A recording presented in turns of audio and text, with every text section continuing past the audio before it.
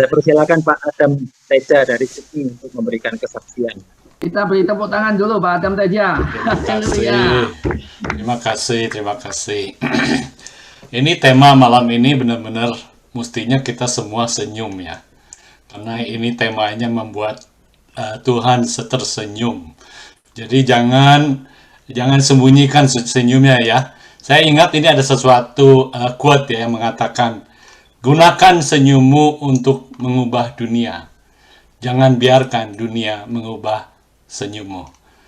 Teman-teman, nama saya Adam Teja, saya lahir di Bandung. Saya gede di Sydney, saya sudah di Sydney lebih dari 38 tahun. Istri 1, anak 2, dan cucu 2. Sangat bersuka cita malam ini saya bisa gabung di grup ini. Dan dimulai dengan nyanyian pujian dari Pak Handoko Suwito yang begitu familiar suaranya. Kita tiap Senin pagi kita mendengar suara itu, dan malam ini kita bisa mendengar suara Pak Handoko. Benar-benar membuat hati saya betul-betul tenang. Juga saya lihatnya ada guru-guru dan senior-senior saya dari Pak Bernard, Pak Alex yang selalu tersenyum, Pak Ayung ada di sini, Pak Hendro, Pak Bambang, Santoso, Pak Halim, Pak Indra, Heru, dan yang lain-lain. Terima kasih, sangat sukacita, dan terima kasih untuk mengundang saya. Ini ceritanya tuh malam itu kira-kira 7 tahun yang lalu ya. Tuhan berbicara kepada saya melalui seorang pendeta. Pendeta itu bernama Charles Abraham dari United Kingdom. Malam itu kita ada event, dan dia mendadak di tengah event itu, di tengah acara itu dia memanggil saya dan memanggil saya dan istri saya untuk maju ke depan. Dan dia memberi nubuat untuk kami. Banyak perkataan yang dia katakan, tapi ada satu yang terus melekat di kepala saya. Dia berkata, crooked plan will be made straight. Maksudnya itu urusan-urusan yang bengkok akan diluruskan. Itu ada di Lukas 3 ayat 5 ya. Memang pada saat itu memang saya sedang mengalami banyak hal. Banyak sekali urusan yang berat dan bengkok dan kacau dan rasanya tidak ada ujungnya nih. Saya sudah bergumul karena keinginan saya di hati nurani itu ternyata berbeda sekali dengan keinginan yang ada di kepala dan di kedagingan saya. Hati nurani memanggil saya untuk melayani Tuhan, tapi pikiran masih penuh dengan keduniawian. Saya dan istri terus-menerus bertanya kepada Tuhan. Rupanya Tuhan menjawab kita dengan perkataan ini. Simplify your life, seek the kingdom first. Berarti sederhanakanlah hidupmu. Carilah kerajaan terlebih dahulu. Lalu kami terus bergumul dan membuat rencana untuk mensederhanakan hidup kita. Bagaimana caranya mensederhanakan hidup? Pertama yang kita tahu itu downsizing. Apa itu downsizing? Downsizing itu artinya perampingan. Itu ada di Google, saya belajar dari Google Translate ya. Mohon maaf kalau bahasa Indonesia saya sudah kacau balau ya. Udah lama nggak bicara bahasa Indonesia. Nah, perampingan itu bukan perampingan badan, itu perampingan dari gaya hidup kita. Jadi downsizing itu apa? Apa yang mesti di downsize? Yang pikiran yang pertama yang saya tahu itu urusan mengenai rumah saya. Jadi kita mulai pikir bagaimana jika kita menjual rumah dan pindah mungkin ke apartemen. Wah, itu satu masalah yang tidak gampang ya, apalagi kalau sudah bicara dengan istri ya. Kita bolak-balik, mau enggak, kerjain jangan, apakah ini benar, ini takut salah, ya. Tapi sebenarnya saya tahu, yang kita takut tuh bukan takut salah. Yang kita takut tuh sebenarnya takut diketawain, takut dihina sama orang. Karena orang pasti bakal bilang, lu kok pindah dari sini ke sana gitu ya. Itu sesuatu yang mungkin juga satu pertimbangan yang cukup berat buat kita. Tapi Tuhan betul-betul baik pada kita ya. Dalam proses itu Tuhan betul-betul membimbing kami berdua.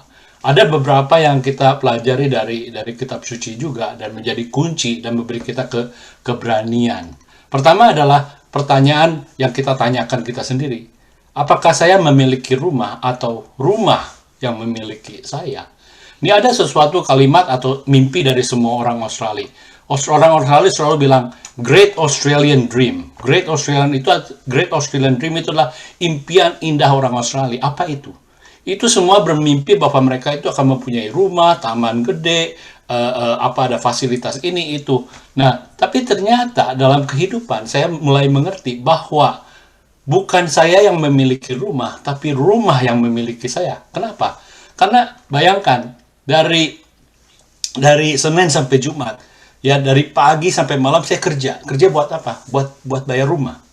Lalu pulang kerja, saya kerja lagi buat rumah, beres-beresin. Sabtu Minggu saya kerja lagi buat rumah, betulin, renovasi, dibagusin. Jadi 7 hari itu dalam 1 minggu itu saya kerja buat rumah. Nah, di ayat di kitab suci di Lukas chapter 10 ya, ayat 41-42, Yesus membicarakan tentang itu Marta ya, yang banyak gangguan. Yesus mengingatkan Marta untuk meningkatkan prioritas pengabdian kepada Tuhan dan menghilangkan gangguan kesibukannya. Gangguan mungkin berupa dalam kalendernya yang penuh, aktivitasnya yang terlalu banyak gitu. Lalu bagaimana supaya gangguan itu bisa kita kurangi? Papa saya pernah bilang dulu, makin sedikit kamu punya barang, makin sedikit yang perlu kamu pelihara. Memang papa saya benar. Kalau kita tidak punya rumah yang besar, taman yang besar, kolam renang yang besar, lapangan tenis yang besar, kita tuh nggak usah habisin waktu untuk memperbaiki, membersihkan, mengelola, mengatur dan segala-gala.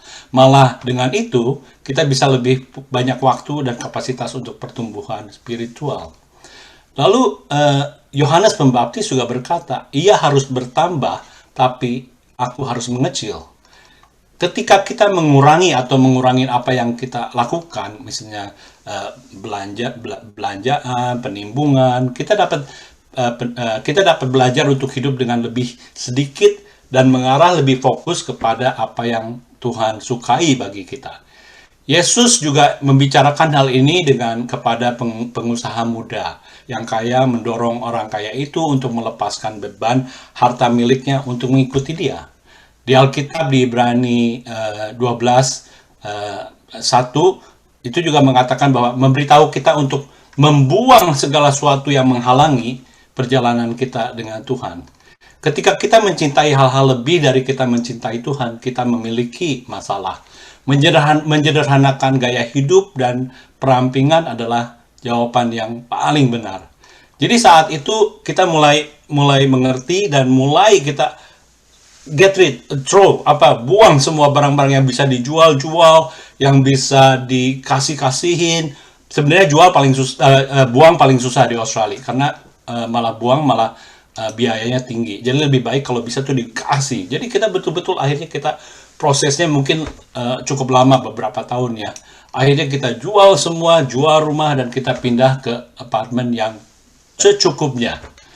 Nah, saking secukupnya itu, kita sampai hari ini bisa dibilang saya nggak pernah undang orang ke rumah. Karena apa? Karena kursi sofa saya aja hanya ada 2. Di rumah saya kursi sofa hanya 2. Satu untuk saya dan satu untuk istri saya. Betul-betul cara hidup kita itu udah minimalism. Kalau teman-teman pergi ke Gramedia, ada buku dari Marie Kondo. Dia ada method gimana supaya simplify life ya. Kita punya shopping addiction ya, hobi beli ini yang itu juga sekarang udah hilang, karena mau beli apa, mau taruh di mana? Kalau mau beli barang besar tuh udah nggak ada tempat. Nah, saya ingin memberi kesaksian yang pendek ini ya. Ini 4 tahun yang lalu saya diundang reuni ke Bandung dengan teman-teman SD, SMP dan SMA. Saya hadir dengan sukacita, saya hadir, tapi teman sobat saya ini, teman paling dekat saya, dia tidak ada. Saya akhirnya setelah selesai reuni, saya telepon dia. Saya bilang, yuk kita ngopi. Wah, ternyata dia sudah menjadi pengusaha besar. Dia saking sibuknya, dia tidak bisa hadir reuni sekolah. Saya ingat di SMP, waktu di SMA, dia pernah bilang, dia orangnya ambisinya gede sekali. Dia bilang, dia nunjuk, saya satu hari akan menjadi orang yang sangat sukses. Dia menunjuk orang yang di depan dia. Dia bilang, itu orang tukang bikin cuka. Merek Sidola, anaknya. Dia bilang, aku satu hari akan kerja seperti dia, mau jual air. Saya bilang, apa maksudnya? Dia bilang, tuh orang enak, campur air, dapat duit. Nah, ternyata waktu saya ketemu dia 30 tahun kemudian, dia ternyata juga kerjaannya itu mencampur air. Dia pengusaha cat tembok yang luar biasa, campur air dengan chemical kayaknya ya. Nah, usahanya sangat maju, saking majunya dia tuh produksi banyak, dia merasa rugi kalau bikin kaleng tuh mesti kasih ke orang. Akhirnya dia bikin kaleng sendiri, malah bisa produksi buat orang lain juga. Jadi dia pabrik cat juga ada pabrik kaleng. Tapi merasa rugi lagi karena dia bilang kalau nggak cetak sendiri rugi. Jadi dia bilang dia bawa mesin cetak segala menjadi komplit. Akhirnya semua udah komplit. Tapi dia masih tetap nggak puas karena dia bilang dia mau distribusi ini cat ini, dia mesti bayar orang. Dia bilang nggak keenakan tuh orang, dia mau pegang distribusinya itu sendiri. Dia ke pelosok-pelosok, dia punya truk banyak, dia antar semua catnya. Tapi setelah itu dia masih tetap tidak puas. Karena apa? Karena ternyata truk pergi ke tujuan, truk baliknya kosong. Dia bilang, waduh rugi. Kalau gitu dia mengadakan ekspedisi supaya bisa bawa balik barang. Ternyata setelah itu masih kurang barang yang bawa balik ke Bandung gitu. Akhirnya dia kerja apa? Dia malah cari barang di tempat itu, misalnya dia pergi ke Malang atau kemana, ada barang apa dia bawa ke Bandung untuk dijual. Waduh, saya bilang dia orang benar-benar ya, saya betul-betul terkagum-kagum. Dia menjadi konglomerat besar, dia sangat bangga, dia sangat kaya raya. Aku pulang dan cerita kepada istri saya bilang, wah hebat tuh orang. Ya, istriku langsung reaksinya apa? Tuh, gua bilang apa katanya? Lu dulu mestinya gigi kerja kayak gitu katanya. Jadi bisa kaya raya. Saya hanya bisa senyum aja dan saya bilang kepada istri saya, nggak perlu, saya bilang. Saya punya sesuatu yang teman saya tidak punya. Satu kata yang teman saya tidak punya adalah enough, cukup. Teman aku itu tidak pernah merasa cukup.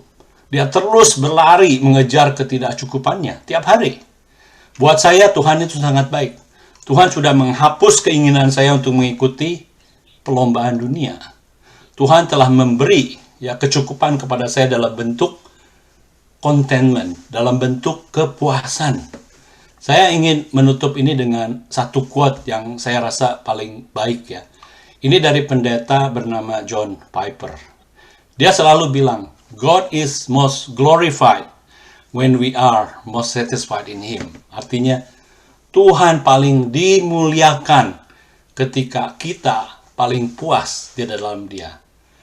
Kalau kita bisa selalu merasa puas di dalam Tuhan, saya yakin Tuhan akan bersenyum. Terima kasih. Nama Tuhan saya Yesus Kristus. Tuhan yang menjadikan saya orang yang betul-betul terbahagia di dunia. Terima kasih.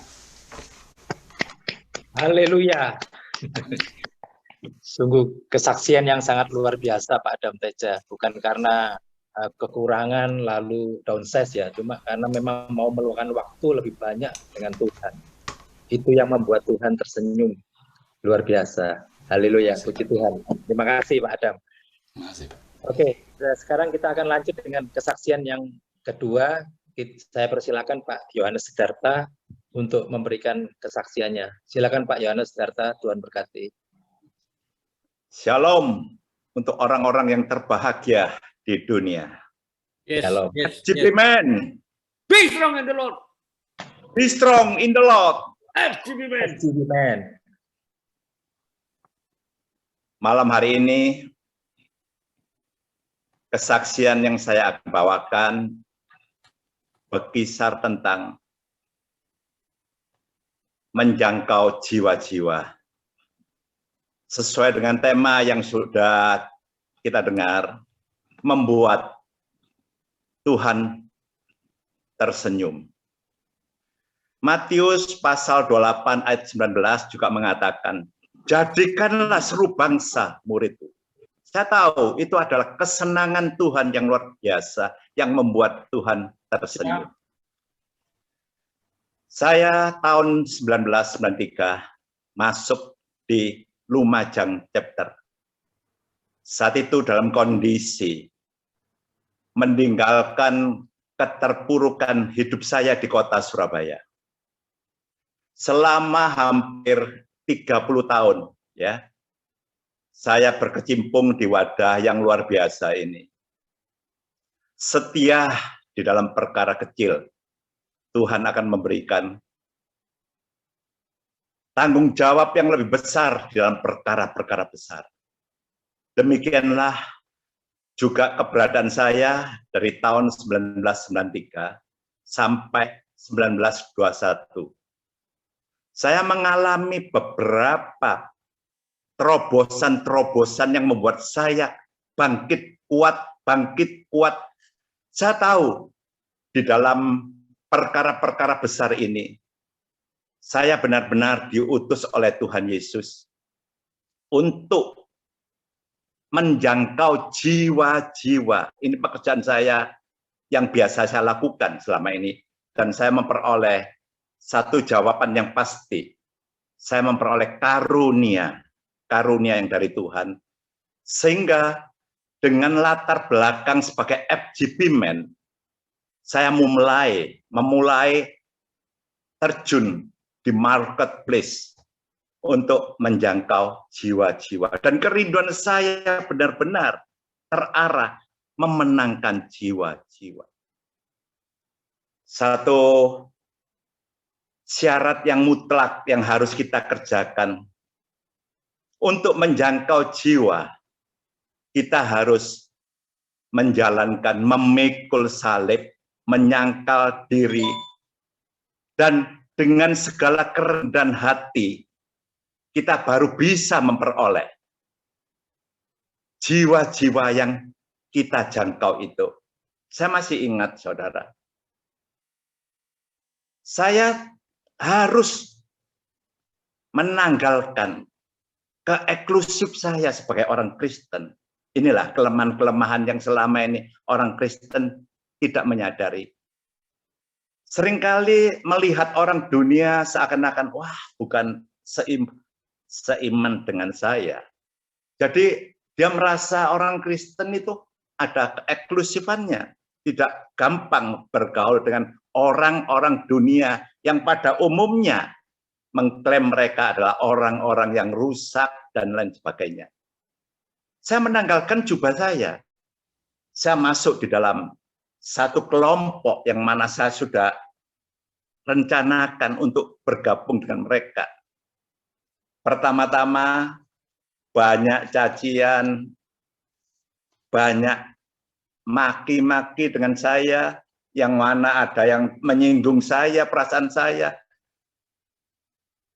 Mosok sih mau makan saja harus berdoa. Khawatir ada racun atau apa, dan diolok-olok sedemikian rupa. Tapi saya memegang satu prinsip. Saya harus tabah, harus merendahkan hati saya. Sehingga saya menghadapi orang-orang semacam ini, saya lebih lagi mendekat dengan kesederhanaan dan kerendahan hati saya. Satu persatu jiwa saya menangkan, ya. Saya bawa ke wadah FGP MFI. Ini salah satu, ya, menanggalkan eksklusif saya. Kedua, saya sering menggunakan hobi saya. Saya hobinya audio, saudara, main high-end audio. Sehingga di kalangan teman-teman high-end audio, saya bisa satu persatu menunjukkan terang sebagai orang Kristen.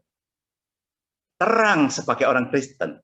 Dan saya menunjukkan pola hidup yang rendah hati dan tidak pemarah dan mengasihi, peduli saya jalankan. Sehingga dalam berkecimpung dalam hobi ini, saya banyak mengenal orang-orang yang terpandang di masyarakat, ya. Dan kesempatan ada suatu event di mana seperti City Chapter malam hari ini, saya memberanikan diri dengan kerendahan hati, berusaha mengundang mereka hadir. Dengan cara demikianlah saya bisa berkenalan dengan orang-orang yang dianggap top lah. Salah satu UBS, bosnya Pak Untung. Itu tiap ada Natal, hari Natal, saya akan ajak mereka untuk hadir di acara Natal. Dengan kondisi, ya, di kalangan pemain-pemain audio, mereka pun saling mengenal, saling akrab, otomatis dengan undangan-undangan yang dengan kerendahan hati saya mengundang mereka satu persatu bisa hadir. Sehingga City Chapter yang saya kelola di Kota Lumajang, saudara, setiap ada City Chapter saya adakan, yang hadir bisa mencapai 30, 40, 50 orang. Dengan cara beginilah ya, City Chapter saat itu bisa berkembang. Sehingga di Kota Lumajang, saya juga dijuluki sebagai orang ya yang bisa berkecimpung di kalangan apapun ya. Jadi serba bisa. Nah, suatu saat saya lebih terjun ke dalam lagi. Saya cari sasaran di dalam satu grup ya. Di dalam grup itu banyak yang berseberangan iman kita ya. Ada satu Pak Haji, ada satu jaksa, hakim, dan lain sebagainya. Saya terus mendekati dengan mereka dengan segala modal yang saya punya, yaitu rendah hati, kasih. Sehingga terang yang ada di dalam orang-orang Kristen inilah yang bisa memenangkan jiwa-jiwa yang diharapkan Tuhan, sehingga Tuhan pasti tersenyum melihat hasil lelah kita. Dengan adanya ini pun saya mulai dikenal di kalangan-kalangan yang bukan orang Kristen ya. Saya bisa sebagai orang yang ada berkecimpung dengan kalangan-kalangan yang berbeda. Apindo, satu wadah ya yang menunjuk saya sebagai ketua Apindo yang ada. Saya bisa merekrut kalangan pemimpin buruh ya, kalangan desnaker ya, sehingga Apindo yang ada di Kota Lumajang di saat pandemi corona yang sangat-sangat sulit ini bisa mengumpulkan, menyumbang berapa puluh ton beras ke pemerintah daerah. Saudara, saat inilah saya bahagia. Ternyata apa yang dikatakan sulit memenangkan jiwa, sulit memenangkan jiwa. Tapi satu hal, modal hanya satu. Tanggalkanlah jubah eksklusif kita. Terjun di kalangan mereka. Apapun caci maki mereka. Karena mereka pun tidak respon dengan orang-orang Kristen sebenarnya. Tapi dengan kerendahan hati, ketulusan, peduli, satu persatu mereka mau bergabung. Sehingga di dalam event-event tertentu saya mengundang pembicara-pembicara untuk menggerakkan hati mereka lebih lagi mengenal firman Tuhan. Dengan cara beginilah ya, disambil selama periode tahun 2016 sampai 2021 saya telah menyelesaikan jabatan regional presiden ya dengan baik dan berhasil. Dari satu chapter di saat saya sebagai regional presiden Jatim 3, satu chapter saya rintis sampai 26 chapter. Dan chapter-chapter yang ada, yang satu yang sulit ya, yang di luar dugaan saya, adalah saya namakan Centurion Chapter. Centurion Chapter berasal dari kalangan militer.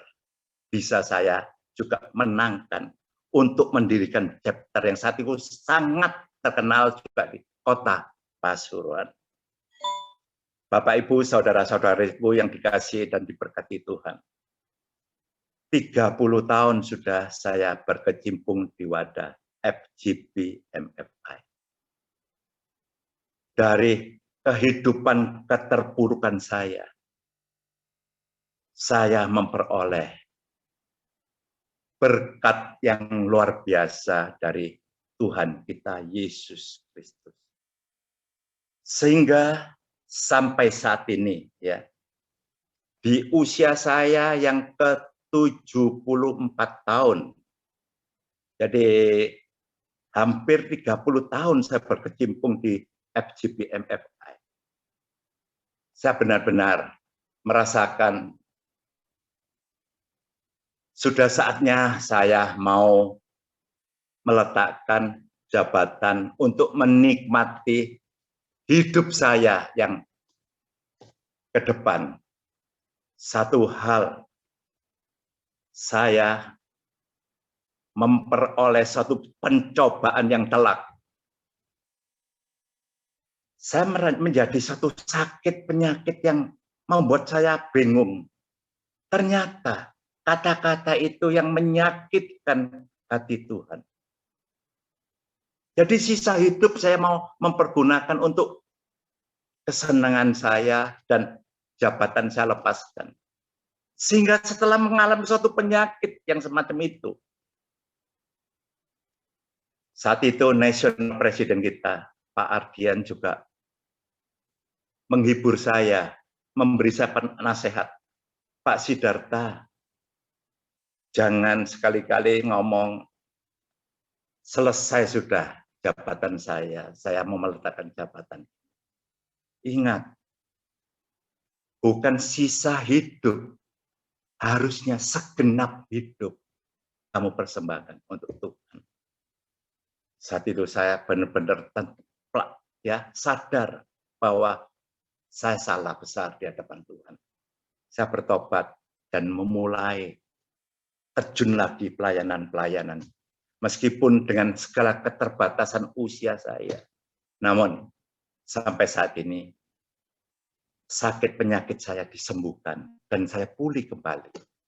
Oleh karena itu malam hari ini saudara, kiat sukses yang saya memperoleh di dalam memenangkan jiwa. Karena memenangkan jiwa dengan sendirinya menyenangkan hati Tuhan. Dan Tuhan pasti tersenyum untuk apa yang kita kerjakan. Menyenangkan hatinya. Oleh karena itulah, Bapak-bapak yang hadir saat ini, saya pun tetap rindu berita keselamatan saya sharekan kepada seluruh teman-teman yang ada, baik Kristen, baik non-Kristen, dengan segala kerendahan hati saya. Dan dengan segala peduli saya, kasih saya yakin dan percaya apa yang kita lakukan itu benar-benar membuat Tuhan tersenyum, bukan pada malam hari ini, dan selama-lamanya bila mana kita benar-benar komitmen di hadapan Dia. Inilah sedikit kesaksian yang saya bagikan untuk bapak-bapak yang hadir malam hari ini. Tuhan Yesus memberkati. Amin. Kita beri tepuk tangan untuk Pak Sidarta. Duh, sungguh kesaksian yang sangat luar biasa ini Pak Yohanes. Saya sampai tidak bisa ngomong, tidak bisa kasih komentar. Ini sangat luar biasa perjuangan Pak Yohanes. Tuhan juga, bukan cuma tersenyum Pak, ini tertawa Pak Tuhan melihat Pak Yohanes. Amin. Amin. Haleluya. Haleluya. Baiklah teman-teman, kita akan masuk dalam sharing firman yang akan dibawakan oleh Pak Alex. Saatmu Tuhan, Engkau berbicara lewat hamba-Mu. Pengurapan-Mu turun atas hamba-Mu Pak Alex, Tuhan Yesus. Kami percaya ketika Engkau berfirman Tuhan, kami bertemu dengan Engkau secara pribadi Tuhan. Apapun masalah kami Tuhan Yesus, kami memperoleh jawaban dan jalan keluar. Ada damai sejahtera yang luar biasa Tuhan, ada roh yang menyala-nyala. seperti murid-murid Tuhan ketika bertemu dengan Engkau Tuhan Yesus. Terima kasih Bapak, dalam nama Yesus kami berdoa. Haleluya. Amin. Amin. FGB man, Be strong in the Lord. be strong in the Lord. FGB man. Amen. Wih, mantap. Sebetulnya kita dengerin kesaksian ini Pak Adam sama Pak Siddhartha ini, waduh, sudah kenyang teman-teman. Sudah nangkep gitu loh. Gimana apa yang jadi tujuan hidup setiap kita seperti itu. Dan saya ingat minggu yang lalu Pak Santoso ngomong, saya tanya, temanya apa Pak Santoso ya? Gini aja, bagaimana membuat Tuhan tersenyum? Waduh, lalu saya tuh merefleksikan diri loh saudara. Selama hidup saya ini saya sudah membuat Tuhan tersenyum belum ya? Apa karena apa malah enggak sumpek minta terus gitu loh saudara. Terlalu banyak proposal yang saya ajukan kepada Tuhan gitu. Sehingga enggak sempat tersenyum nanti beliaunya itu. Teman-teman, kalau kita apa yang tadi disaksikan tadi kita bisa ngambil suatu kesimpulan. Kalau kita ingin Tuhan itu tersenyum, cuma ada satu alasan. Kalau kita bisa menyenangkan hati Tuhan. Itu toh.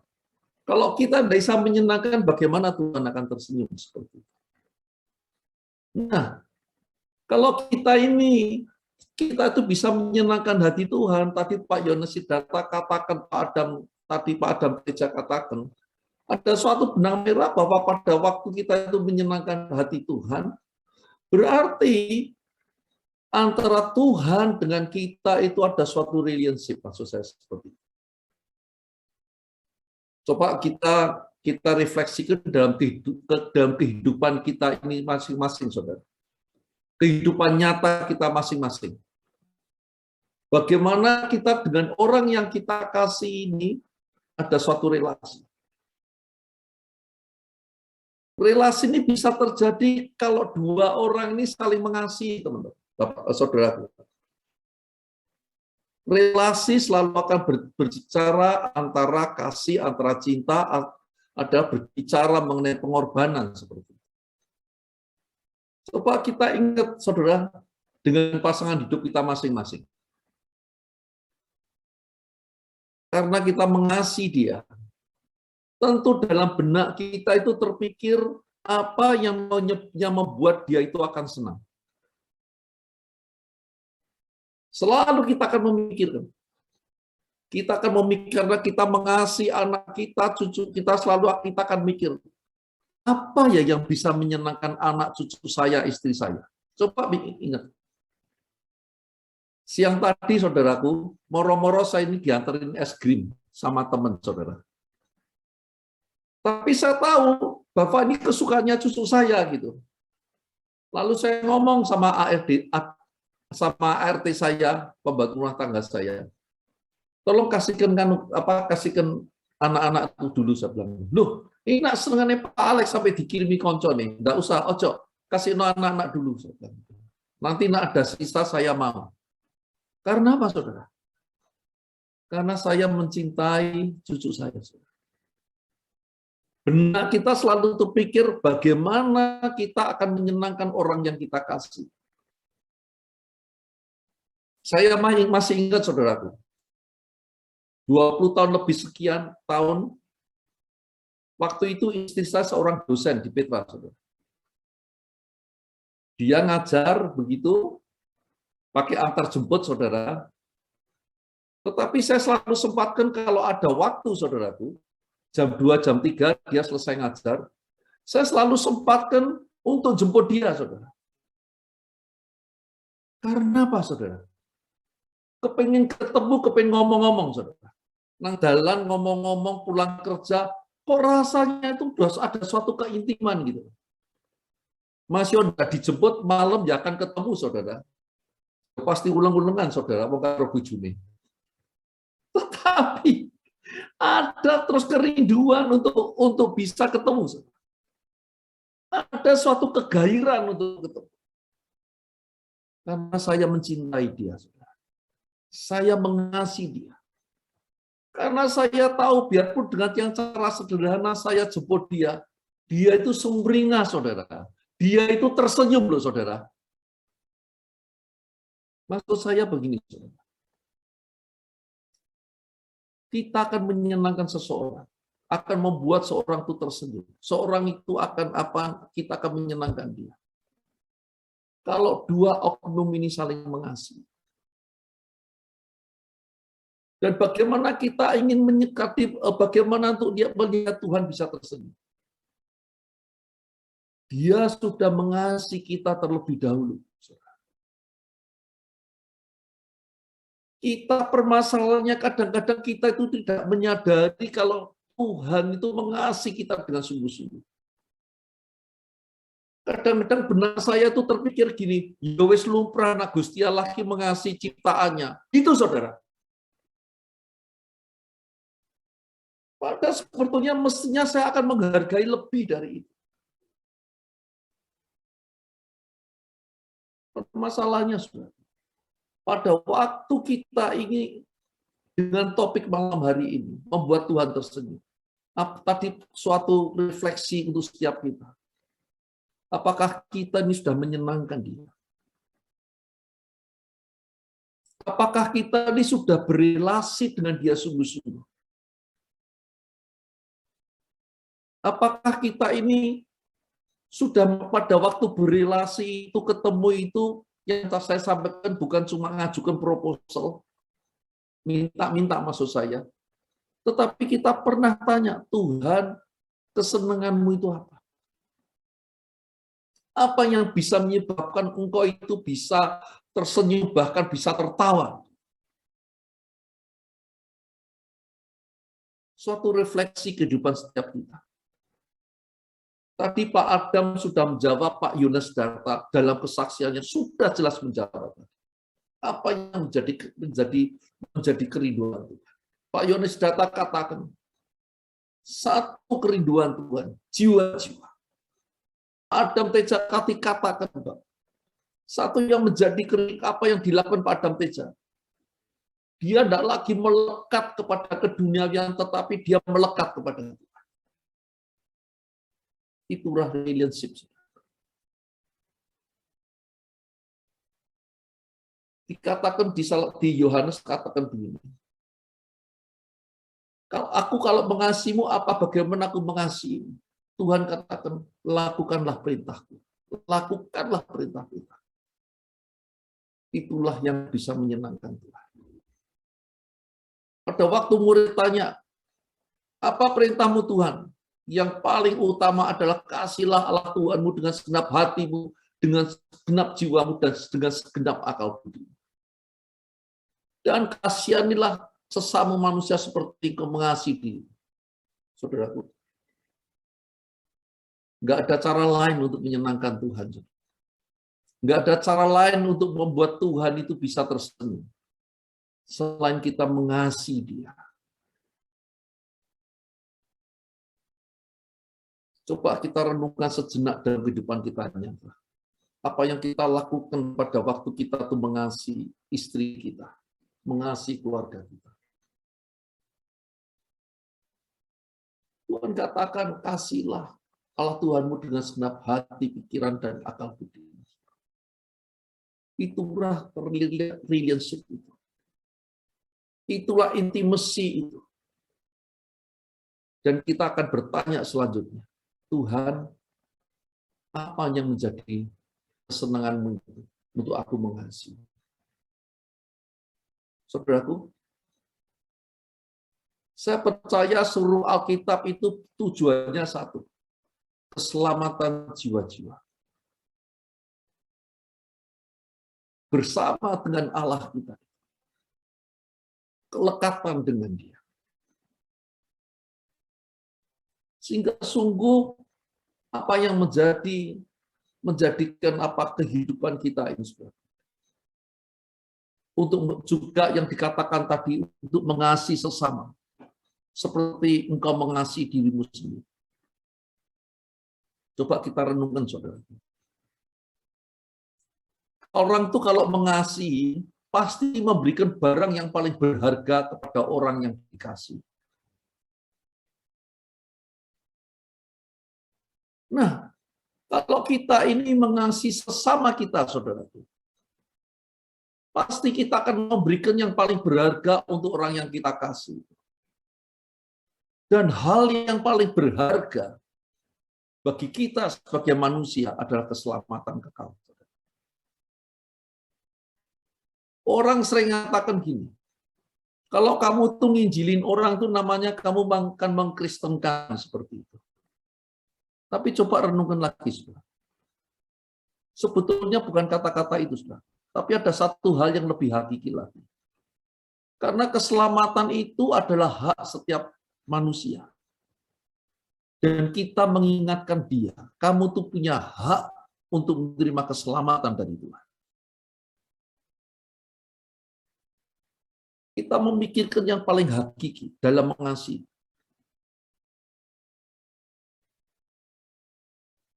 Maksud saya seperti ini, saudara. Kita akan begitu dalam wadah ini, dalam wadah FGBMFI. This banner over us is love, saudara. Mengasihi bukan sebatas di dalam yang materi dan moral, saudara. Tapi lebih lagi yang dalam spiritual, maksud saya seperti itu. Karena itu kerinduan Tuhan, saudara. Bagaimana kita menyenangkan Tuhan? Dua hal yang kita akan berjalan, saudara. Kita sendiri selamat di dalam kekekalan itu, dan orang lain juga kita bawa untuk dalam kekekalan itu. Dua hal. Satu adalah kita menuju kekudusan, saudara. Matius 5:48 katakan, hendaklah engkau sempurna seperti Bapamu sempurna. Artinya Tuhan rindu, saudara. Rindu untuk kita ini boleh menyiapkan diri kita untuk kita itu bertumbuh menuju kesempurnaan. Bagaimana dia yang sempurna kalau kita tidak sempurna, saudara? Saya percaya pada waktu kita dalam berjuang di dalam dunia ini, saudara, pada waktu hari baik kita itu datang, kita masih jauh dari sempurna. Tapi saya percaya kerinduan hati yang sungguh-sungguh dengan pertolongan Roh Kudus itu. Kita lakukan perjuangan itu. Saya ingat pernah saya ceritakan di sini, saudaraku. Suatu saat saya ketemu dengan saya punya keluarga, saudara.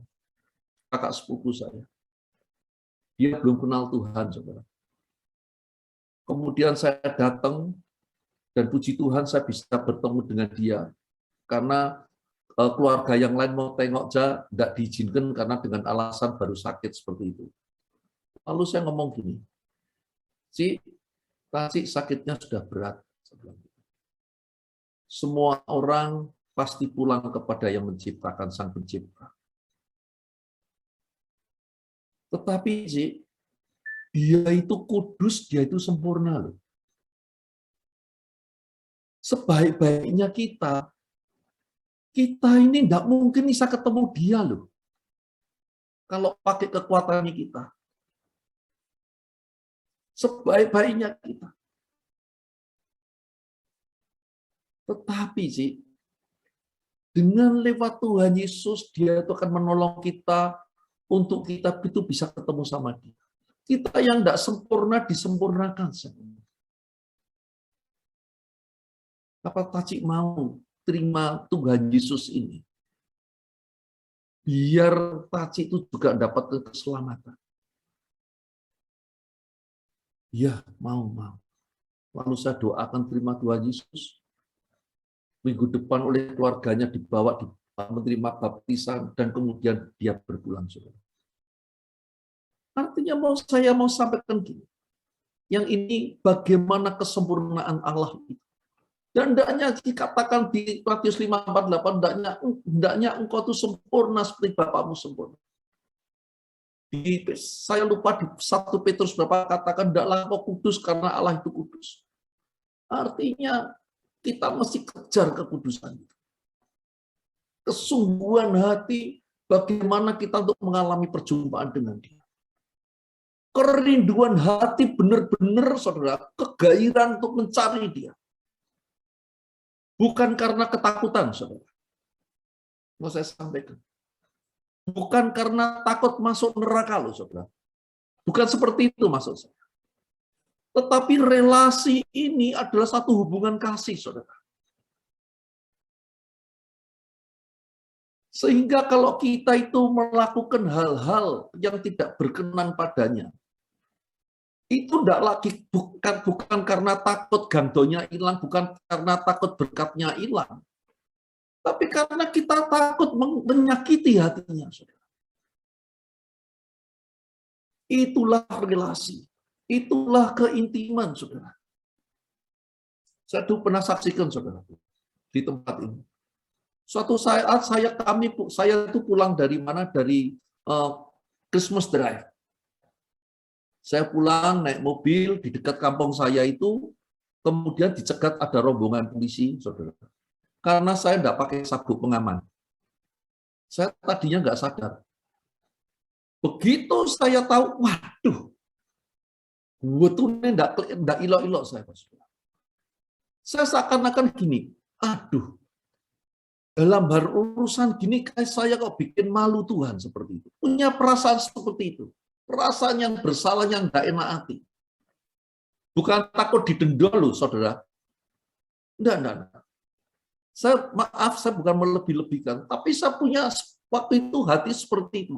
Karena saya habis dengarkan firman, dan firman itu terngiang terus di dalam telinga itu waktu itu. Kemudian Pak polisi datang, kemudian lihat lalu saudara. Kemudian saya, waduh Pak polisi, saya maaf, saya teledor, saya bilang gitu. Kemudian Pak polisi itu ngomong gini, sudah Pak, saya aturkan aja Pak, saya bilang gitu. Tetapi pada waktu itu yang keluar dari omongan saya bilang ngomong gini, Pak, jangan Pak, saya malu Pak, saya malu Pak, saya bilang, jangan Pak. Maksud saya itu dalam hati saya itu malu, saya itu baik tinggi sama Tuhan, saudara.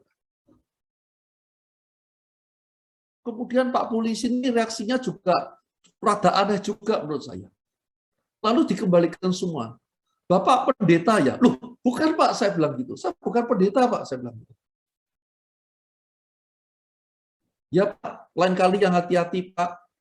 Jangan lakukan kesalahan lagi. Terima kasih Pak, saya bilang gitu. Saya mau nyampaikan di sini, saudara.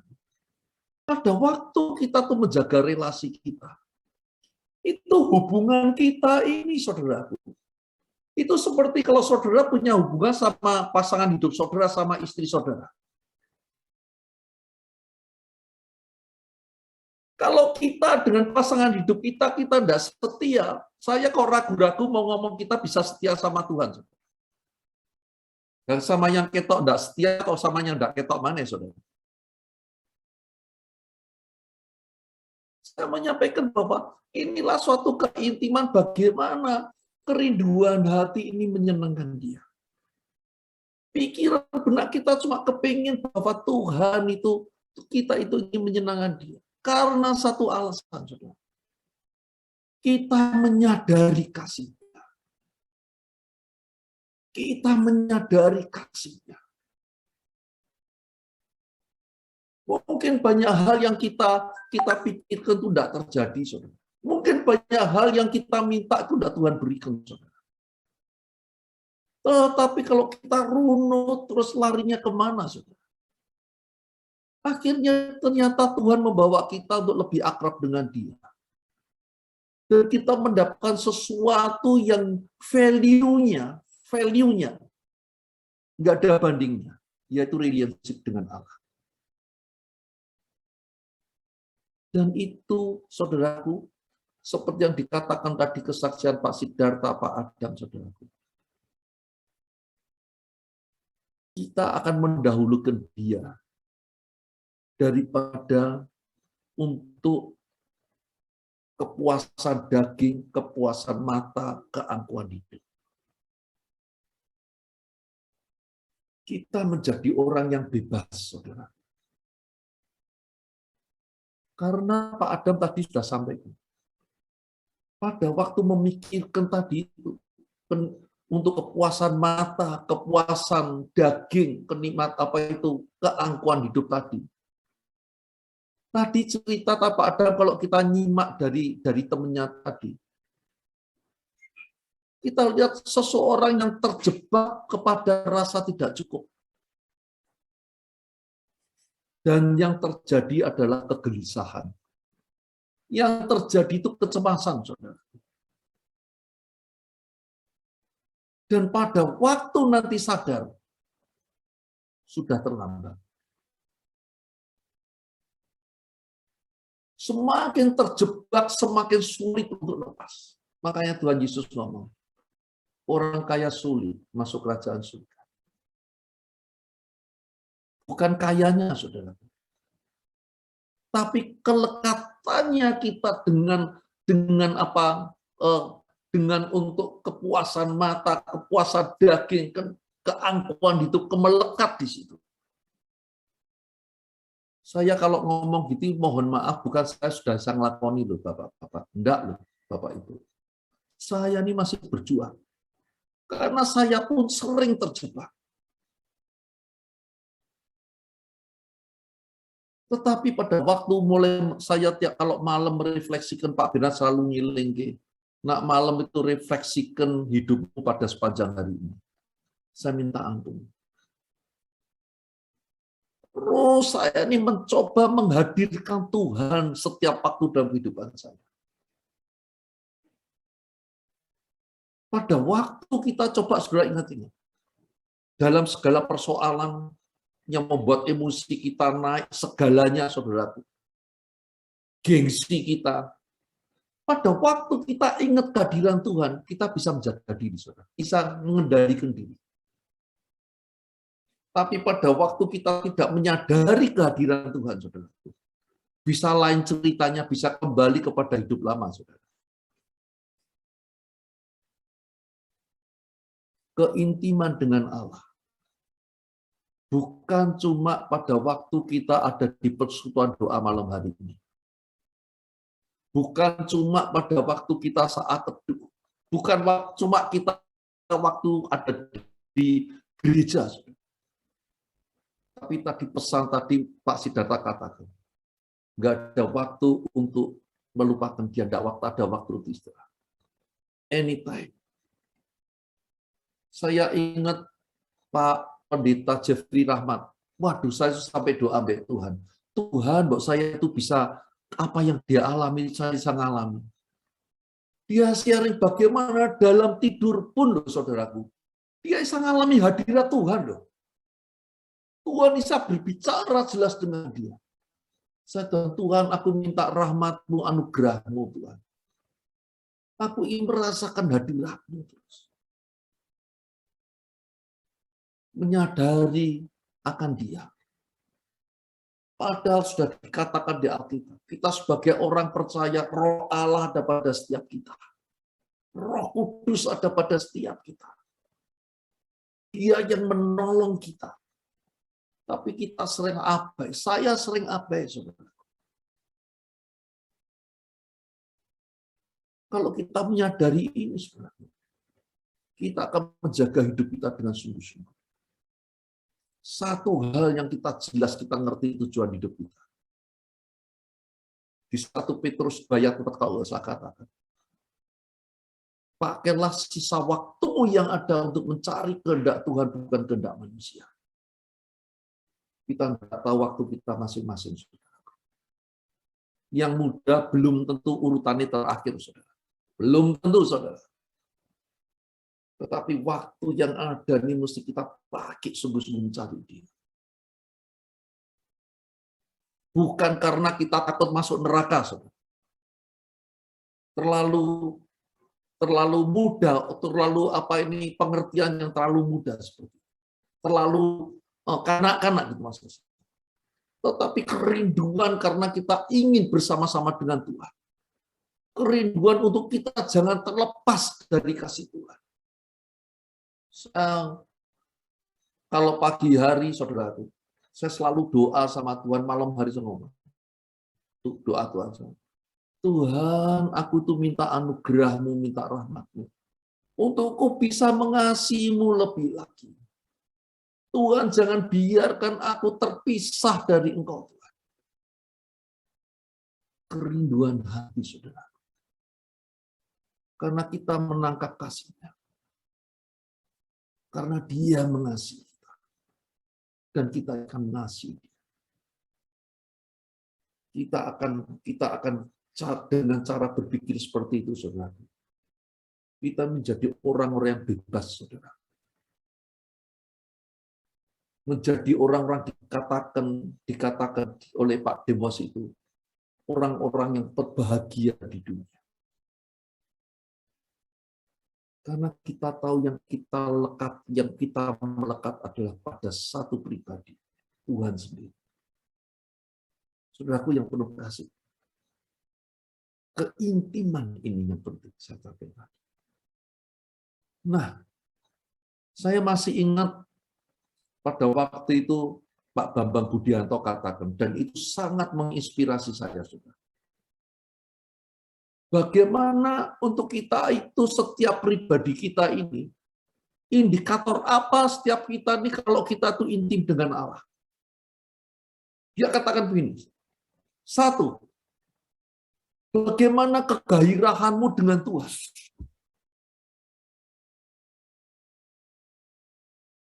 Kerinduan untuk ketemu sama Tuhan itu seperti apa? Entah kau lewat firman Tuhan saat teduh, dengan persekutuan, dengan pelayanan. Bagaimana gairah kita mau ketemu Tuhan? Kalau kita datang pada meeting malam hari ini, saudaraku, karena sungkan ditelepon sama Pak Santoso, atau karena kita tuh mau kongko-kongko, ketemu konco adoh, dapat ketemu sama Pak Alamsyah yang dari Jerman, Pak Adam Teja yang dari Australia, ketemu dengan Pak Gogo yang semangat, ketemu sungkan sama Pak Bernard, kan begitu, pengen ketemu Pak Ajing yang nyanyinya itu luar biasa, atau apa? Atau karena kita kepengin ketemu Tuhan. Ini yang maksud saya di situ. Ada enggak kegairan kita untuk menemui ketemu sama Tuhan? Kalau itu enggak ada, saudara, itu berkurang. Lebih taruh kata kita lebih mementingkan dengan yang lain. Misalnya, saudara, ini di Netflix ini ada film baru, pamannya. Ini kebetulan ada hal-hal yang tadi itu untuk kepuasan mata, kepuasan batin, keangkuhan hidup, atau kalah dengan itu. Suatu indikator kita mesti cepat-cepat balik sama Tuhan, saudara. Kita mulai minta ampun, mulai kita mengingat lagi kasih-Nya. Kedua, saudara, tadi saya katakan bahwa kita ini, untuk kita itu bisa menyenangkan gitu. Jelas Tuhan sudah menyenangkan kita, tapi yang jelas kita belum menyenangkan sepenuhnya pada Dia. Kalau kita itu hanya bisa terjadi dengan keintiman. Pada waktu kita tuh punya keintiman dengan Dia, saudara, tentunya hatinya ada pada kita. Tadi kesaksian Pak Sidarta katakan, jiwa-jiwa. Apa kita tuh punya kerinduan hati untuk memenangkan jiwa-jiwa untuk Tuhan? Kalau kita sudah acuh dan tak acuh dengan segala alasan,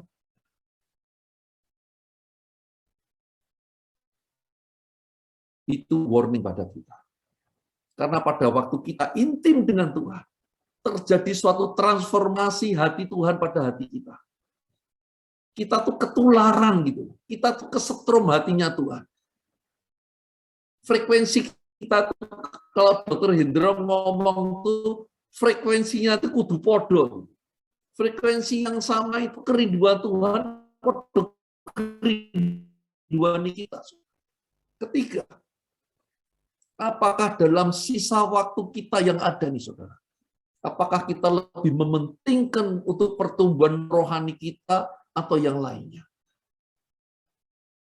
3 hal ini menjadi indikator keintiman kita dengan Tuhan. 3 hal ini yang akan membuat kita akan semakin mencintai Tuhan, mengasihi Tuhan, dan kita akan lihat Dia tersenyum, saudara. Saudaraku, bila malam hari ini kita ingat hal-hal ini. Tujuan hidup kita itu, saudaraku. 1. Ingin membuat Tuhan tersenyum. Ingin menyenangkan hatinya Dia, saudara. Kegairahan kepada Dia selalu. Nah, saudaraku, biar malam hari ini kita renungkan sejenak, kita refleksikan dalam hidup kita. Suatu saat, mungkin saudara ada yang teringat, pada waktu itu di grup, ada yang perhatikan, enggak, saya nggak tahu. Ada yang ulang tahun, saudara. Kemudian, semua pasti mengucapkan bahagia. Ada satu hal yang membuat kita tuh dalam ulang tahun itu paling bahagia. Apa itu? Macam-macam. Lalu kalau nggak salah itu Dr. Hendro ngomong begini.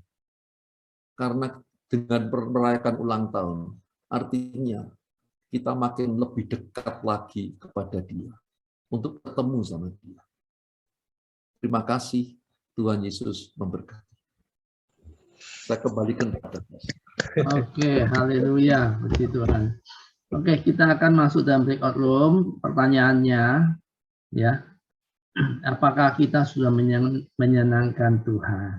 Ya, apakah kita sudah menyenangkan Tuhan? Kalau sudah, coba kita sharekan di grup kita. Kapan terjadinya itu? Ya, kita ceritakan kejadian yang di mana. Di dalam grup 15 menit langsung. Ini di breakout room kita bisa sharing bersama-sama.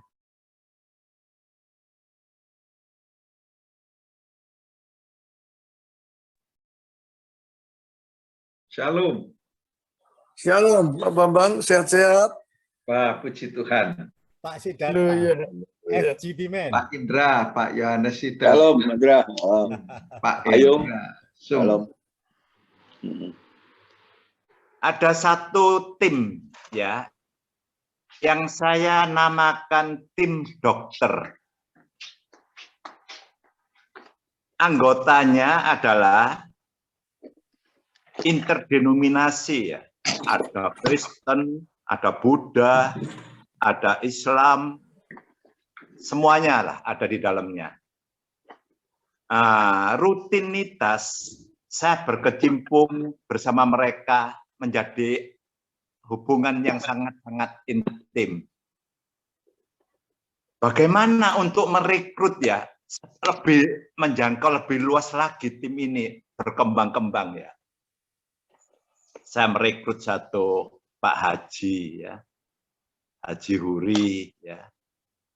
Ada lagi Hajar, orang BRI dan lain sebagainya. Banyak, ya. Jadi interdenominasi lah kita. Untuk lebih merekrut mereka, orang-orang ini memang pada umumnya seneng banyol, ya, dagel gitu loh. Humor, ya.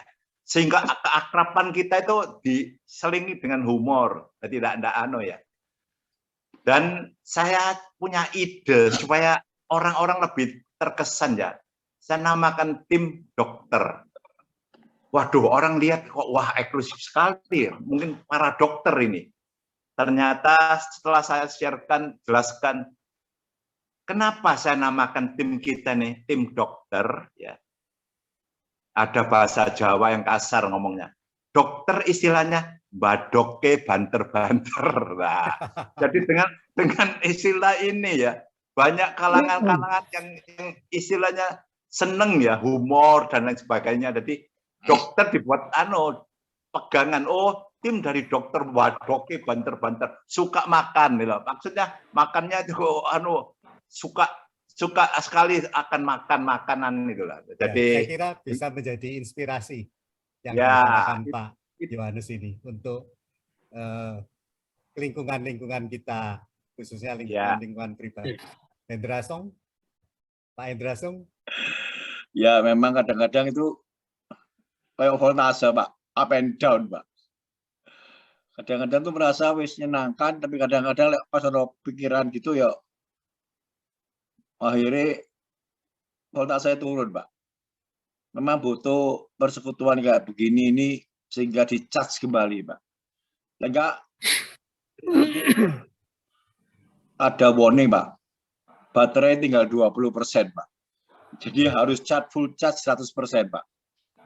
Butuh ketemu teman-teman, butuh cari Tuhan. Betul, Pak. Ya, di-charge lagi kembali Pak. Ya seperti Pak Benny itu. Jadi kadang-kadang aku merasa juga masih belum all out Pak. Kurang Pak. Gitu. Ya ini belajar Pak Ayung ini. Silakan Pak Ayung. Ya,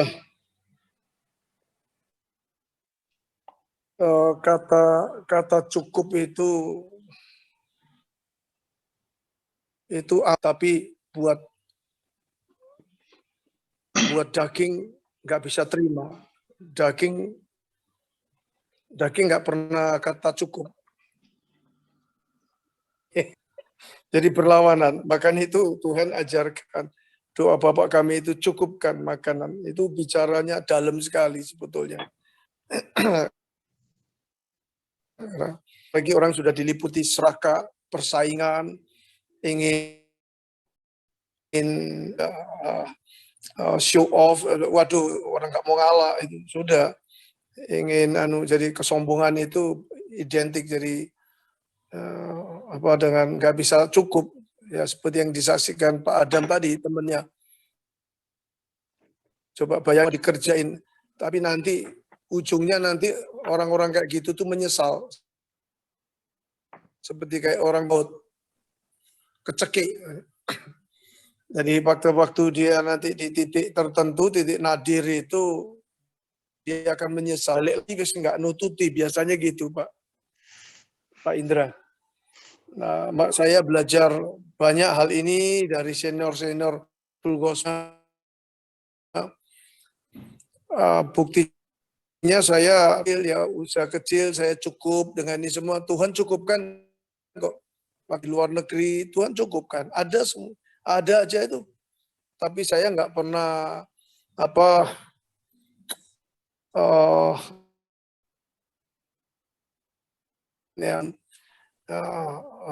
senantiasa ya, karena sedang susah dalam keadaan apapun ya, kita doa itu terus ya, di perkara-perkara rohani.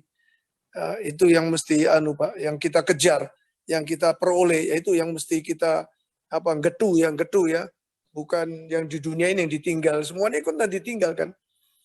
Ayo coba Pak, semuanya coba nanti tiba-tiba malam hari ini ya kan Tuhan bilang selesai. Yung kamu sudah selesai. Sudah Pak. Saya cuma ingat, semua nggak ada Pak. Yang puluhan tahun. Ya. Dibawa Pak. Ya, jadi... Yang ada yang kita bawa itu apa? Yaitu nilai-nilai kekekalan itu Pak. Ya itu aja Pak. Ya sekarang silakan Pak Bambang. Ya, yuk Pak Bambang. Ya, begini ya, kita ini kan kesaksian banyak teman-teman yang merasa tidak layak. Aku belum menyenangkan Tuhan. Banyak yang belum tak lakukan untuk Tuhan. Jadinya kita ini takut untuk bersaksi.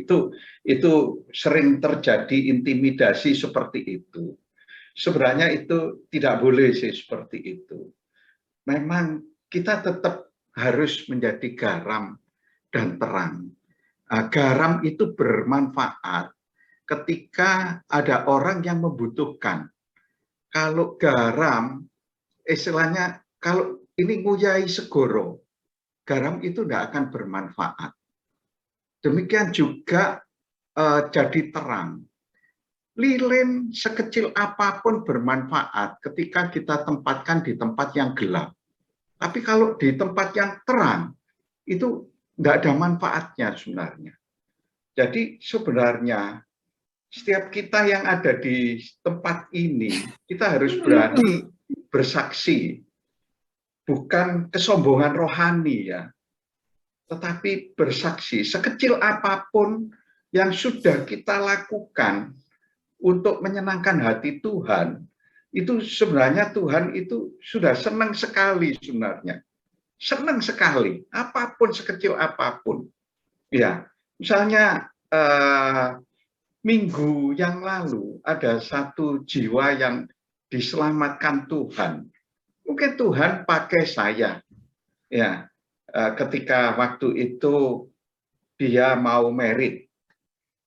Ini keponakan saya yang anak Tuhan, yang calonnya itu bukan anak Tuhan. Terus saya injili ketika dia mau menikah waktu itu. Saya bilang harga mati dia harus ikut Tuhan. Ya, sepertinya paksaan sih. Sepertinya paksaan. Ketika detik-detik dia mau merit, dia tetap orang tuanya tidak mau. Orang tuanya tetap mau dia pegang agama sebelumnya. Ya. Terus dia ini bimbang sekali. Wah, semakin dia jalankan ritual agamanya ini semakin ketat. Ya, kita tidak ada kompromi, dia harus tetap ikut suaminya. Suaminya ini sebenarnya keponakan saya ini sudah agak gentar. Udahlah, ini kita ikut aja. Saya bilang tidak bisa. Ya, kita tidak ada kompromi waktu itu. 1 menit lagi, Pak Bambang. Iya, akhir cerita, akhirnya dia menyerah dan ikut Tuhan. Pertama, ketika dia ikut katekumen itu, dia merasa berat. Lama-lama dia menerima. Lama-lama sekarang ini kerinduannya sama Tuhan itu luar biasa. Melebihi anak Tuhan. Iya, dia bilang, kamu waktu itu coba ingat ya. Iya waktu itu saya pokoknya ngotot. Tambah ngotot aku kok tambah. Akhirnya ditangkap Tuhan, dia bilang gitu.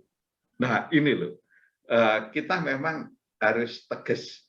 Ini sepintas tentang apa yang Tuhan lakukan untuk anak ini. Tapi Tuhan bisa pakai siapa saja, termasuk saudara, termasuk saya, ya itu bisa pakai. Ini sekelumit tentang Dian itu jangan ditaruh di dalam gantang. Akhirnya orang tidak melihat. Apapun sekecil apapun kesaksian itu kita harus sampaikan.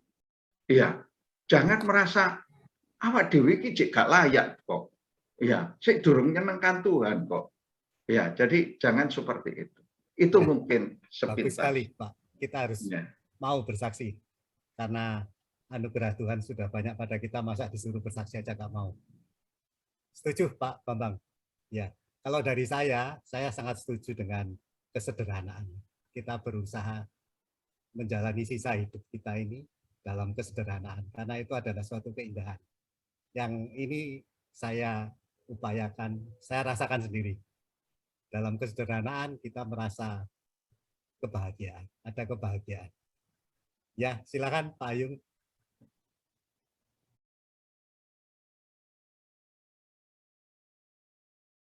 Ini semua sudah kembali ya. Pak Bernard, silakan closing statement-nya dari apa yang kita dapat. Ya, nanti saya minta Pak Alex akan closing statement dengan 3 indikator. Nanti setelah kita nyanyi, ya, kemudian Pak Alex akan 3, tadi itu jadi itu ditekankan lagi ya, 3 indikator untuk mengasihi Tuhan. Ya betul Pak. 3 indikator untuk mengasihi Tuhan itu apa? Kemudian kita didoakan Pak, sekalian doa penutup. Tapi yang saya akan tambahkan tadi bahwa untuk bisa membuat Tuhan tersenyum, itu artinya kita harus menyenangkan hati Tuhan. Karena terlebih dahulu dia sudah mengasihi kita, dan karena kita mau mengasihi dia, maka kita juga akan menyenangkan hati Tuhan. Yang paling Tuhan senang adalah firman Tuhan katakan, inilah kasih itu, kalau engkau menuruti perintah-perintah. Perintah utama di dalam firman Tuhan adalah Kasihilah Tuhan Allahmu dengan segenap hatimu, dengan segenap jiwamu, segenap kekuatanmu, dengan segenap akal budimu. Yang kedua, kasihlah orang lain seperti dirimu sendiri. Ini adalah bagian yang utama bagaimana kita bisa mengasihi Tuhan, membuat Tuhan tersenyum. Karena kita mau menyenangkan hati Dia dengan mengasihi Dia. Jadi kita katakan, tiap hari pagi, siang, malam cek, Tuhan, pikiran saya ini sudah menyenangkan Tuhan atau belum? Apa kata-kata saya tadi itu sudah menyatakan saya mengasihi Tuhan apa tidak ya? Apa ini hanya mengasihi diri sendiri dengan menyombongkan diri dan lain sebagainya?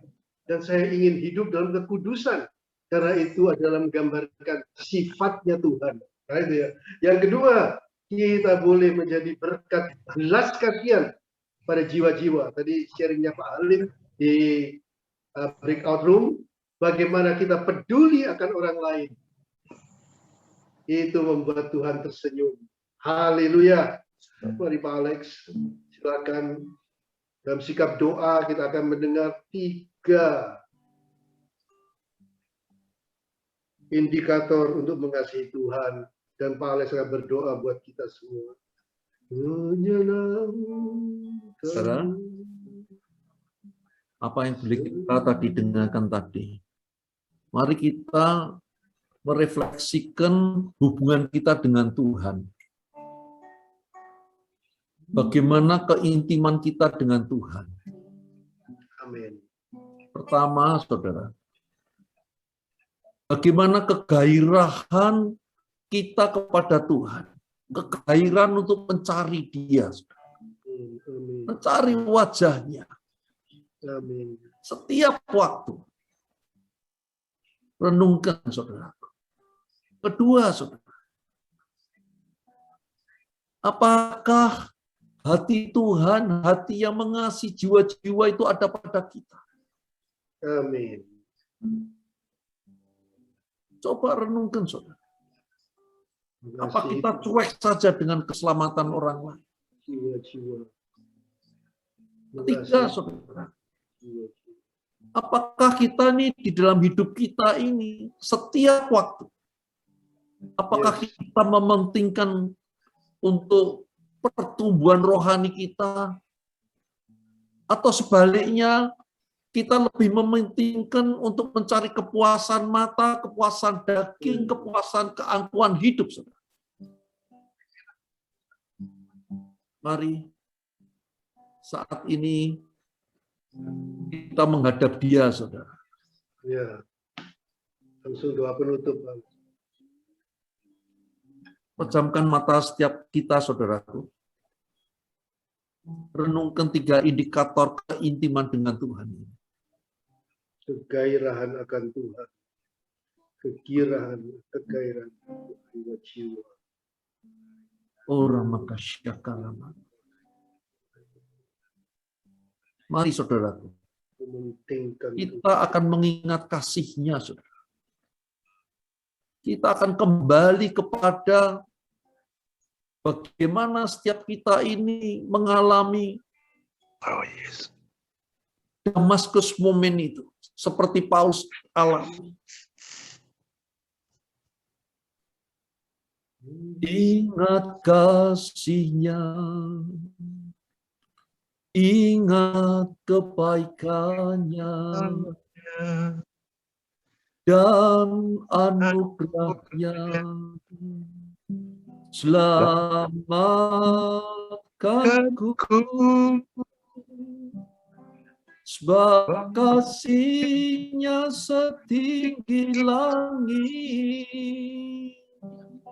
Kasih setia Allah pada kita.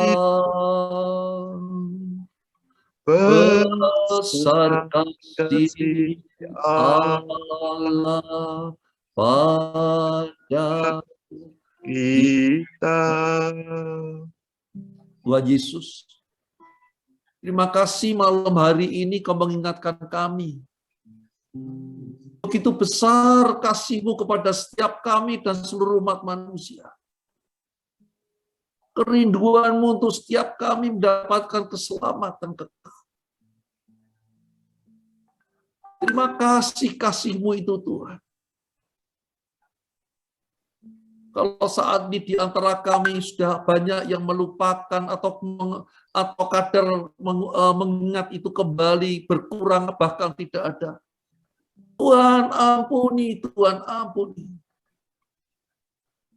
Biarlah malam hari ini kami minta pemulihan Tuhan Yesus. Pulihkan hubungan kami dengan Engkau Tuhan Yesus. Sehingga kami mengingat kasih mula-mulamu itu pada kami. Kasih-Mu yang begitu besar pada kami. Kasih yang memulihkan, kasih yang menyembuhkan. Kasih yang menumbuhkan. Sehingga sungguh Tuhan, kami rindu semakin lekat kepada Engkau. Kami rindu di dalam kehidupan kami ini ingin menyenangkan-Mu Tuhan. Kira saat di Tuhan Kau curahkan kasih-Mu pada kami. Mengalir kasih-Mu Tuhan. Mengalir pada setiap kami.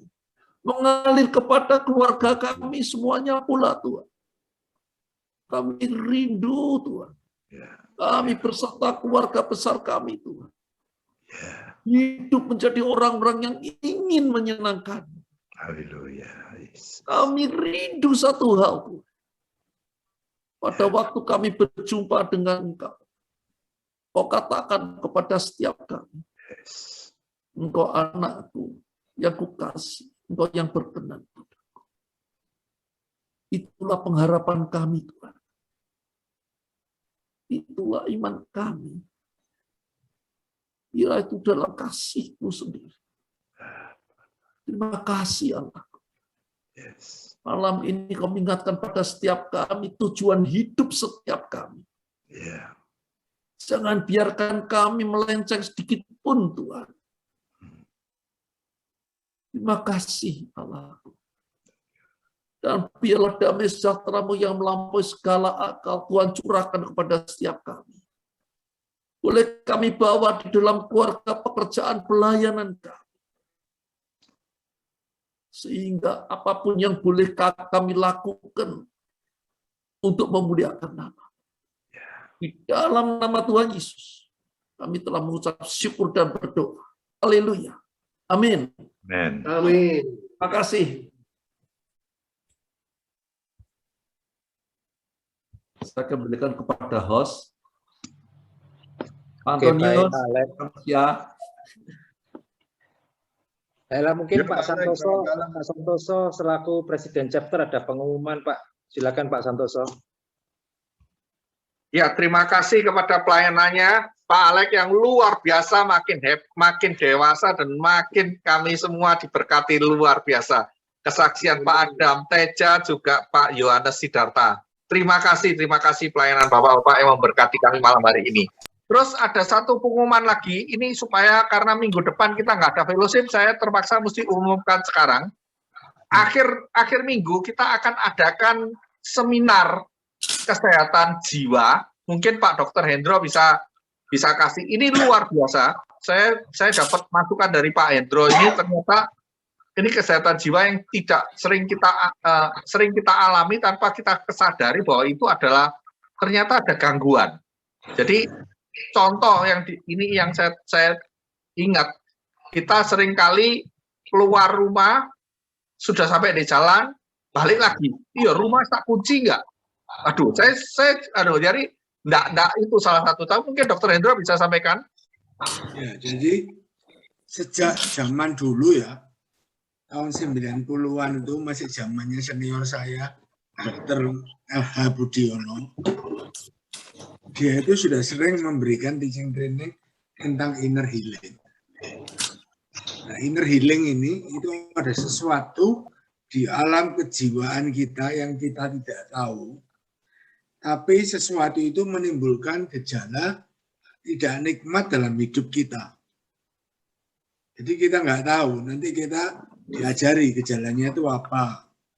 Contohnya, ya ada cemas, ada misalnya orang kalau mandi nggak mari-mari kerucuk masa kurang bersih ya gitu. Itu ternyata namanya post traumatic personality, kepribadian pasca trauma. Nah, sering masa kecil kita banyak trauma kejiwaan yang kita alami dan itu kita bawa terus akibatnya sampai dewasa. Jadi mau jadi the happiest people on earth, ya mesti baik tubuhnya, jiwanya, dan rohnya. Gitu. Jadi ayo kita dandan-dandan, ya renovasi jiwa. Nanti kita bisa lihat, oh gejala ini kok mirip gejalaku. Gitu. Aku ini enggak sakit, tapi kok ada gejala gini, enggak mari-mari. Nah itu nanti ada jalan keluarnya. Ya. Dari pihak teaching training, Ayung doa, Fourfold Ministry itu ada. Tapi yang paling penting kita mesti mengenal dulu gejala-gejalanya. Nanti Pak, yang anggota chapter kita ada psikiater, dia akan putar video klip menunjukkan gejala-gejala ya yang ada di teman-teman kita semua. Jadi ini kita mau resik-resik alam bawah sadar kita. Ya, oke. Ayo, Pak Alamsyah ikut ya nanti ya. Jadi 2 minggu lagi ya, yang ngisi Pak Dr. Sucipto bersama Pak Dr. Hendro. Jadi Pak Dr. Sucipto itu memang psikiater ya, jadi bukan psikolog ya, psikiater, dokter jiwa. Jadi beliau yang akan membawakannya. Oke, terima kasih. Terima kasih Pak. Thank you Pak Indra, thank you Pak Adam. Ini Pak Indra. Gimana? Pak Alek, Kamsia Pak Alek. Santoso, woi Pak Beni. Oke, thank you.